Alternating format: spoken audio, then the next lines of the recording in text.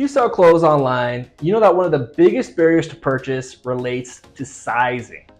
Without being able to physically try clothing on, shoppers can have a hard time deciding which size to purchase, and more often than not, they give up on their purchase altogether. Adding size charts to your online store is an easy way to help shoppers pick out the right size. But how do you create a size chart? And should it include body measurements or garment measurements? Hi, my name is Brian. I'm on the marketing team here at SizeBay, and in this video, we're going to talk about size charts and how you can create your own. So, what are size charts? Size charts, also known as sizing guides or measurement tables, are documents that list the different sizes of a garment and their corresponding measurements. Note that in this video, we're talking about external size charts and not internal size charts. Internal size charts are the exact garment specifications for production and are private, while external size charts are the public size charts that you'll make available on your website. Size charts list garment measurements, body measurements, or both. We recommend prioritizing body measurements in your size charts, and I'll explain why. Firstly, what's the difference between body measurements and garment measurements? Garment measurements tell shoppers the actual measurements of each size of a garment or piece of clothing, while body measurements tell shoppers the body measurements that correspond to each size. Both are useful, but body measurements are more effective in helping shoppers understand the fit and fall of garments. To understand why, let's consider a pair of leggings. Leggings are made of very stretchy fabric because they're meant to fit tightly against the skin.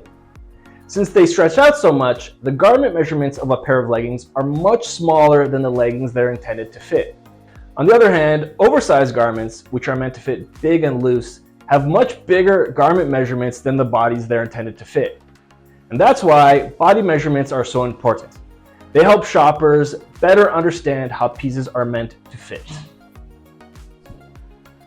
Okay, so now that you understand the difference between body measurements and garment measurements, let's get into the practical side of things and talk about how you can create a size chart that lists body measurements. The first step in creating a size chart is to collect the body measurements of fit models. Now, when we say fit models here, we're not talking about actual models. We're talking about anyone you have on hand to try on your clothing. You're going to list the fit model's body measurements, typically their height, weight, chest, waist, and hip measurements, and the size they wear. Make sure it's the size that best fits their body without taking into consideration their personal fit preferences. Once you've taken the measurements of different fit models for a few different sizes, step 2 is calculating the range between sizes. For example, if someone who wears a size small has a 35-inch chest and someone who wears a medium has a 37-inch chest, you know there's a 2-inch range between each size. If you don't have someone available to try on each size in your collection, you can use this range to list the body measurements for the sizes for which you don't have fit models.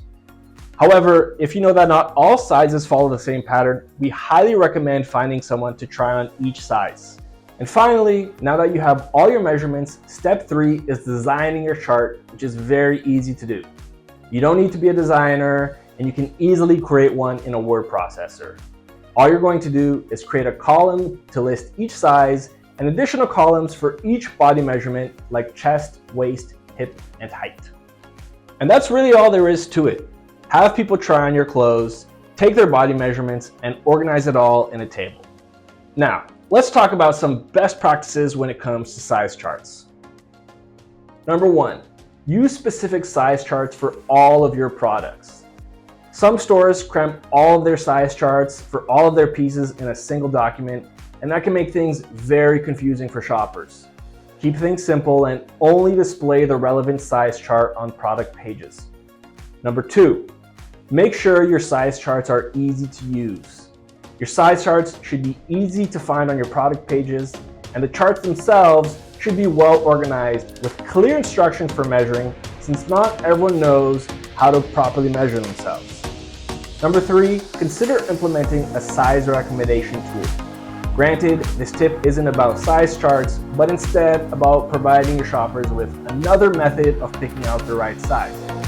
Size recommendation tools like our Size and Fit Advisor provide shoppers with size recommendations based on their height, weight, and age. The reason you should consider a size recommendation tool is because no matter how clear and easy to use your size charts are, most people don't have access to a measuring tape.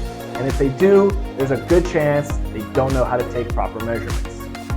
With a size recommendation tool, you can provide your shoppers with an alternative method of finding the right size without having to take any measurements. And that wraps up our video about size charts. Remember that size charts are crucial for any online clothing store.